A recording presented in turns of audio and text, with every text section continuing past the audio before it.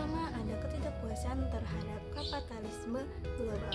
Yang kedua, kapitalisme dinilai tidak adil dalam pemilikan produksi, konsumsi, dan juga distribusi. Yang ketiga, ekonomi Islam hadir sebagai bentuk respon pengaruh terhadap kapitalisme barat. Yang terakhir, tantangan. Di tantangan ini banyak kesalahpahaman ekonomi Islam di kalangan umat muslim.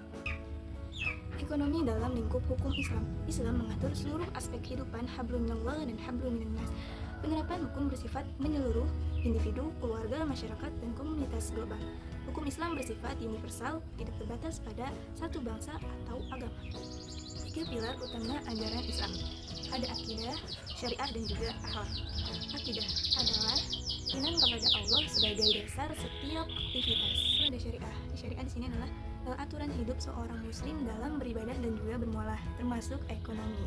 Yang ketiga ada akhlak, yaitu pedoman hidup berdasarkan syariah dan juga akidah. Selanjutnya ada peran ekonomi Islam mendeskripsikan dan mengidentifikasikan fakta ekonomi. Hukum-hukum ekonomi berdasarkan fenomena aktual. Ada menyeimbangkan manfaat ekonomi dan ketentuan syariah, analisis dampak ekonomi dalam jangka panjang atau pendek.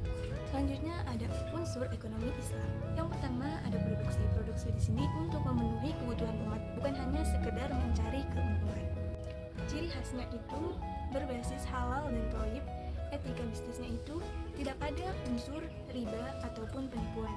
Dan tujuan sosialnya itu adalah meningkatkan kesejahteraan masyarakat, bukan hanya sekedar akumulasi kekayaan individu. Di sini ada contohnya seperti usaha petani yang menghindari praktik eksploitasi dan memperhatikan kesejahteraan para petani lainnya. Yang kedua, ada konsumsi dalam ekonomi Islam. Konsumsi diatur untuk tidak berlebihan dan sesuai dengan kebutuhan. Di sini ada konsumsi halal, yaitu konsumsi yang sesuai dengan syariah. Yang kedua, itu tidak israf atau boros, sesuai dengan kebutuhan kita saja. Itu mendahulukan kebutuhan pokok seperti makanan, tinggal, atau pakaian. Contohnya adalah membeli pakaian yang dibutuhkan dan menghindari barang-barang mewah dan yang tidak dibutuhkan. Yang ketiga, itu mengambil keputusan ekonomi Islam. Keputusan ekonomi didasarkan pada nilai-nilai Islam dan juga dari maslahah atau kemaslahatan umum. Ada istihoro dan musyawarah. Dalam mengambil keputusan penting, seorang muslim harus berdoa dan berdiskusi. Ada prinsip keadilan dan kejujuran, jadi tidak boleh merugikan pihak lain. Yang terakhir ada akuntabilitas kepada Allah. Jadi setiap tindakan ekonomi dinilai ibadah. Contohnya itu dalam mengambil investasi seseorang harus halal dan mempertimbangkan dampak sosialnya. Jadi bukan hanya sekedar mengambil untungnya saja. Perekonomian masyarakat perkotaan memiliki karakteristik yang khas karena dipengaruhi oleh kepadatan penduduk, kemajuan teknologi, dan kebutuhan hidup yang kompleks.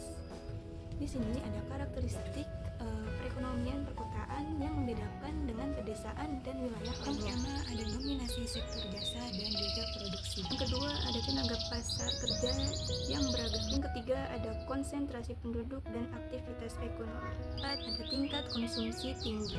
5 ada tingginya mobilitas dan persaingan. Keenam ada pengaruh teknologi dan inovasi.